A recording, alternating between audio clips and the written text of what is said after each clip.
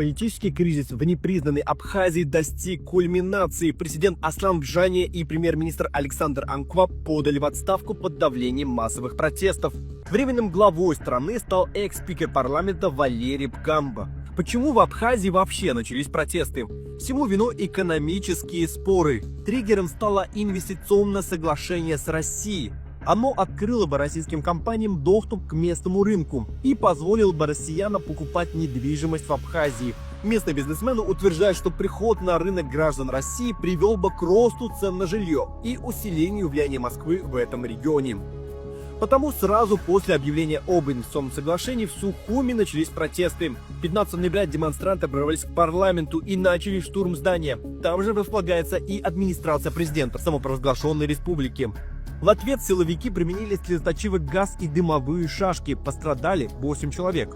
Протестующие требовали отставки президента, а также призвали правительство ввести мораторий на соглашение с Россией. Спустя 4 дня переговоров с оппозицией и протестующими Аслан Бжания согласился уйти в отставку. Взамен демонстранты обязались освободить правительственные здания. То есть причиной протеста стало соглашение с Россией. Как это отразится на отношениях Сухума и Москвы, пока неизвестно. Адгур Ардзинба, лидер движения Абхазское народное движение, именно оно захватило парламент, подчеркнул, что курс на союзничество с Россией остается незыблемым. Примечательно, что именно Москва активно продвигала упомянутое инвестиционное соглашение. В августе президент Абхазии Аслан Бжания летал в Москву, где ему дали понять: в Кремле недовольны политикой Сухума и нежеланием пускать российский бизнес в самопровозглашенную республику. В администрации президента России предупредили, что Абхазию ждут санкции, и они не заставили себя ждать. С 1 сентября Россия приостановила социальные выплаты бюджетникам Абхазии. Бжания в итоге согласился на условия Москвы. Это и привело к его свержению.